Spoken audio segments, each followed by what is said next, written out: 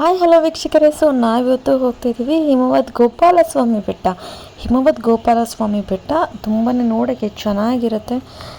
ತುಂಬ ಮಂಜು ಕವಿದ ವಾತಾವರಣ ಇರುತ್ತೆ. ದೇವರ ಒಂದು ಸಾನ್ನಿಧ್ಯದಲ್ಲಿ ಒಂದು ಸುಂದರವಾದಂತಹ ಒಂದು ನಮಗೆ ಎಕ್ಸ್ಪೀರಿಯನ್ಸ್ ಆಗುತ್ತೆ. ನೇಚರ್ ಜೊತೆಗೆ ಒಂದು ದೇವರು, ಒಂದು ಬೆಟ್ಟ. ಸೊ ಈ ರೀತಿಯಾಗಿ ತುಂಬ ಚೆನ್ನಾಗಿರುತ್ತೆ. ಆ್ಯಂಡ್ ಮಳೆ ಬಂದಾಗಲಂತೂ ಇನ್ನೂ ಚೆನ್ನಾಗಿರುತ್ತೆ ಈ ಪ್ಲೇಸು. ಸೊ ಇದು ಇರೋದು ಎಲ್ಲಿ ಅಂತಂದರೆ ಗುಂಡ್ಲುಪೇಟೆ. ಸೊ ಇದು ಮೈಸೂರಿಗೂ ತುಂಬ ಹತ್ರ ಆಗುತ್ತೆ. ಮೈಸೂರು, ನಂಜನಗೂಡು ಈ ರೀತಿಯಾಗಿ ಹೋದಾಗ ನೆಕ್ಸ್ಟ್ ನಮಗೆ ಗುಂಡ್ಲುಪೇಟೆ ಸಿಗುತ್ತೆ. ಸೊ ಗುಂಡ್ಲುಪೇಟೆ ಇಂದ ಕೇವಲ ಒಂದು ತುಂಬ ಹತ್ರದಲ್ಲಿರುವಂಥದ್ದು ಈ ದೇವಸ್ಥಾನ ಹಿಮವದ್ ಗೋಪಾಲಸ್ವಾಮಿ ಬೆಟ್ಟ. ಇದು ತುಂಬಾ ಏನಂತಾರೆ, ಒಂದು ಫೇಮಸ್ ಟ್ರೆಕ್ಕಿಂಗ್ ಅಂತಲೇ ಹೋಗ್ಬೋದು. ಒಂದು ಟೂರಿಸ್ಟ್ ಪ್ಲೇಸ್ ರೀತಿಯಾಗಿ ಇದು ಆಗಿದೆ. ಸೊ ತುಂಬಾ ಚೆನ್ನಾಗಿರುತ್ತೆ. ಸೊ ನೀವು ಅಷ್ಟೇ ಇದನ್ನು ವಿಸಿಟ್ ಮಾಡ್ಬೋದು. ಇದರ ಅಕ್ಕಪಕ್ಕ ಇರುವಂತಹ ಜಾಗ ನೋಡಿ, ಇಲ್ಲಿ ಹಿಮವದ್ ಗೋಪಾಲಸ್ವಾಮಿ ಬೆಟ್ಟಕ್ಕೆ ಜಾಗ ಅಂತಿದೆ. ಇದರ ಅಕ್ಕಪಕ್ಕ ನೋಡುವಂತಹ ಸ್ಥಳಗಳು ಯಾವುದಂತಂದರೆ ಬಂಡೀಪುರ ಆಗಿರ್ಬೋದು, ನಂಜನಗೂಡು ಆಗಿರ್ಬೋದು. ಈ ರೀತಿಯಾಗಿ ನಾವು ಪ್ಲೇಸಸ್ನ ನೋಡಬಹುದು. ಸೊ ಇದು ಬೆಂಗಳೂರಿಂದ ನೀವು ಬರೋದಾದರೆ ಯಾವ ರೀತಿ ಬರಬೇಕು ಬೆಂಗಳೂರಿಂದ ಇದಕ್ಕೆ ಅಂತಂದರೆ, ಬೆಂಗಳೂರಿಂದ 220 ಕಿಲೋಮೀಟರ್ ಆಗುತ್ತೆ. ಆ್ಯಂಡ್ ಮೈಸೂರಿನಿಂದ 80 ಕಿಲೋಮೀಟರ್ ಆಗುತ್ತೆ. ಬೆಂಗಳೂರಿನಿಂದ ನೀವೇನಾದರೂ ಬರೋ ಹಾಗಿದ್ರೆ ಬೆಂಗಳೂರಿನಿಂದ ಡೈರೆಕ್ಟ್ ಬಸ್ಸಸ್ ಇರುತ್ತೆ. ಸೊ ಅಥವಾ ಗುಂಡ್ಲುಪೇಟೆಗೂ ಬಸ್ಸಸ್ ಇರುತ್ತೆ. ಗುಂಡ್ಲುಪೇಟೆಗೆ ಬಂದು ಅಲ್ಲಿಂದ ಮತ್ತೆ ಇನ್ನೊಂದು ಬಸ್ ತೊಗೋಬೋದು, ಅಥವಾ ಡೈರೆಕ್ಟ್ ಬಸ್ಸು ಸಹ ಇದೆ. ಸೊ ಇಲ್ಲಿಗೆ ನೀವು ಹಿಮವದ್ ಗೋಪಾಲಸ್ವಾಮಿಗೆ ಬೆಟ್ಟಕ್ಕೆ ನೀವು ರೀಚ್ ಆದಮೇಲೆ ಅಲ್ಲಿಂದ ಯಾವುದೇ ಒಂದು ಪ್ರೈವೇಟ್ ವೆಹಿಕಲ್ಸ್, ನಮ್ಮದು ಓನ್ ವೆಹಿಕಲ್ಸಲ್ಲೂ ನಾವು ರೀಚ್ ಆಗ್ಬೋದು. ಬಟ್ ಅಲ್ಲಿಗೆ ರೀಚ್ ಆದಮೇಲೆ ಬೆಟ್ಟಕ್ಕೆ ಯಾವ ರೀತಿ ಹೋಗ್ಬೇಕಂದ್ರೆ, ಸೊ ಸಾರಿಗೆ ಅವ್ರದ್ದೇ ಒಂದು ಬಸ್ ಇರುತ್ತೆ, ಶಟಲ್ ಬಸ್ ಇರುತ್ತೆ. ಸೊ ಆ ಬಸ್ಸಲ್ಲಿ ನಾವು ಟಿಕೆಟ್ ತೊಗೊಂಡು ಅಲ್ಲಿಂದ ನಾವು ಬೆಟ್ಟಕ್ಕೆ ಮೇಲ್ಗಡೆ ಕರ್ಕೊಂಡು ಹೋಗ್ತಾರೆ ಬಸ್ನಲ್ಲಿ. ಸೊ ನಮ್ಮದು ಯಾವುದೇ ಒಂದು ಪ್ರೈವೇಟ್ ವೆಹಿಕಲ್ಸ್ನಿಂದ ನಾವು ಬಂದಿದ್ರೂ ಸಹ ಆ ರೀಚ್ ಆದಮೇಲೆ ಮೇಲ್ಗಡೆ ಬೆಟ್ಟಕ್ಕೆ ಹೋಗೋದಕ್ಕೆ ಅವರು ಬಿಡಲ್ಲ. ತುಂಬಾ ಎಕ್ಸ್ಪೀರಿಯನ್ಸ್ ಚೆನ್ನಾಗಿರುತ್ತೆ.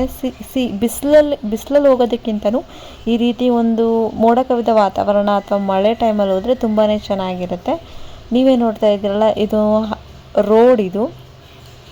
ಸೊ ಈ ಒಂದು ರೋಡು ಆ ಕಡೆ ಈ ಕಡೆ ಎಲ್ಲೇ ನೀವು ನೋಡಿದ್ರೂ ಒಂದು ಬೆಟ್ಟ ಕವಿದ ರೀತಿಯಲ್ಲಿರುತ್ತೆ. ಆ್ಯಂಡ್ ಈ ರೋಡಲ್ಲೂ ಅಷ್ಟೇ ಫೋಟೋಸ್ ತೊಗೊಂಡ್ರೆ ತುಂಬ ಚೆನ್ನಾಗಿರುತ್ತೆ.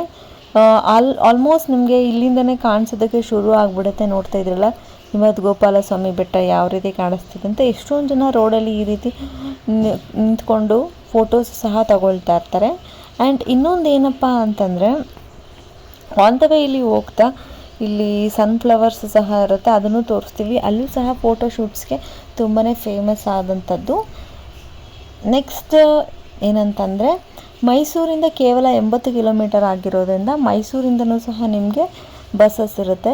ಸೊ ಮೈಸೂರಿಂದ ಬಂದರೂ ಸಹ ನೀವು ವಿಸಿಟ್ ಮಾಡ್ಬೋದು. ಆ್ಯಂಡ್ ಅಕ್ಕಪಕ್ಕ ನಿಮಗೆ ನೋಡೋದಕ್ಕೆ ಬೇರೆ ಜಾಗ ಅಂದರೆ ನಿಮಗೆ ಬಂಡೀಪುರ ಇರುತ್ತೆ, ನಂಜುಂಡೇಶ್ವರ ಸ್ವಾಮಿ ಇರುತ್ತೆ. ಇದೆಲ್ಲನೂ ಸಹ ನೀವು ವಿಸಿಟ್ ಮಾಡ್ಬೋದು. ಆ್ಯಂಡ್ ಇದರ ಟೈಮಿಂಗ್ಸ್ ಬಂದ್ಬಿಟ್ಟು ಬೆಳಗ್ಗೆ 8:30 ಸಂಜೆ 4 ಗಂಟೆ ಅಷ್ಟೇ.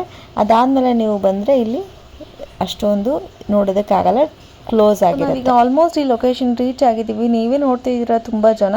ರೋಡಂತೂ ಖಾಲಿ ಅನಿಸ್ತಿತ್ತು, ಬಟ್ ಇಲ್ಲಿ ಲೊಕೇಶನ್ ರೀಚ್ ಆದಮೇಲೆ ತುಂಬ ಜನ. ಆ್ಯಂಡ್ ಇಲ್ಲಿ ವಿಪರ್ಯಾಸ ಏನಂದರೆ, ಶನಿವಾರ ಭಾನುವಾರ ತುಂಬಾ ರಶ್ ಇರುತ್ತೆ. ಬಟ್ ರಶ್ ಇದ್ರೂ ಪರವಾಗಿಲ್ಲ, ಕ್ಯೂನಲ್ಲಿ ನಿಂತ್ಕೊಳ್ಳೋಣ ಅಂದರೆ ತುಂಬ ಇನ್ನೂ ಮುಂದೆಗಡೆ ಕ್ಯೂ ಹೋಗ್ತಾನೆ ಇದೆ. ಆ ಕ್ಯೂ ಮೂವ್ ಆಗ್ತಾನೆ ಇಲ್ಲ. ಆ್ಯಂಡ್ ಬಸ್ಸಸ್ ತುಂಬ ಕಮ್ಮಿ ಇತ್ತು. ಅಂದರೆ ಅಲ್ಲಿಂದ ಬೆಟ್ಟಕ್ಕೆ ಹೋಗೋಕ್ಕೆ ಬಸ್ ತುಂಬ ಕಮ್ಮಿ ಇತ್ತು. ಆ್ಯಂಡ್ ಟಿಕೆಟ್ಸ್ ತುಂಬ ಲೇಟಾಗಿ ಕೊಡ್ತಿದ್ರು. ನಿಂತ್ಕೊಂಡು ಕ್ಯೂನಲ್ಲೇ 2 ಅವರ್ ಆಗ್ತಿತ್ತು. ಅದಕ್ಕೋಸ್ಕರ ನಾವು ಮೇಲ್ಗಡೆ ಹೋಗೋಕ್ಕಾಗಲಿಲ್ಲ, ರಿಟರ್ನ್ ಆಗಿಬಿಟ್ವಿ. ಸಾರಿ, ನೆಕ್ಸ್ಟ್ ಟೈಮ್ ರೀಚ್ ಆದಾಗ ಮತ್ತೆ ಆ ವಿಡಿಯೋ ಮೇಲ್ಗಡೆ ಬೆಟ್ಟದ್ದು ಹಾಕ್ತೀವಿ. ಆ್ಯಂಡ್ ವಾಪಸ್ ಬರ್ತಾ ನಾನು ಹೇಳಿದಾಗೆ ಇಲ್ಲಿ ಸೂರ್ಯಕಾಂತಿ ಏನಿದೆ, ಇಲ್ಲಿ ಫೋಟೋಸ್ ತೊಗೊಳ್ತಾರೆ. ಅಲ್ಲೊಂದು 50-100 ರೂಪಾಯಿ ಕೊಟ್ಟರೆ ಈ ತೋಟದೊಳಗಡೆ ಬಿಡ್ತಾರೆ. ಆ್ಯಂಡ್ ನೀವು ಫೋಟೋಸ್ ತೊಗೊಳ್ಬಹುದು. ಇನ್ ಕೇಸ್ ಏನಾದ್ರೂ ಒಬ್ಬೊಬ್ಬರು ಇರಲ್ಲ ಅಂಥ ಟೈಮಲ್ಲಿ ನೀವು ಇನ್ನೂ ಫ್ರೀಯಾಗಿಯೇ ಪಿಕ್ಚರ್ಸ್ ತೊಗೋಬೋದು ಒಂದೊಂದು ತೋಟದಲ್ಲಿ. ಆ್ಯಂಡ್ ಇಷ್ಟ ಆಗಿತ್ತು ಹಿಮವದ್ ಗೋಪಾಲಸ್ವಾಮಿ ಬೆಟ್ಟ. ತುಂಬ ಕ್ಯೂ ಇದ್ದಿದ್ದ ಕಾರಣದಿಂದ ನಾವು ದರ್ಶನ ಮಾಡೋಕ್ಕಾಗಿಲ್ಲ, ರಿಟರ್ನ್ ಬರಬೇಕಾಯಿತು. ಸೊ ನೀವು ಅಷ್ಟೇ ಏನಾದರೂ ಪ್ಲ್ಯಾನ್ ಮಾಡ್ತಿದ್ರೆ ಸ್ವಲ್ಪ ಬೇಗ ಬಿಡಿ ಮನೇನ, ಆ್ಯಂಡ್ ಬೇಗ ನೋಡ್ಬೋದು. ಆ್ಯಂಡ್ ವೀಕೆಂಡ್ಸಲ್ಲಿ ಸ್ವಲ್ಪ ತಯಾರಾಗಿರಿ, ಕ್ಯೂ ಜಾಸ್ತಿ ಇರುತ್ತೆ. Thank you.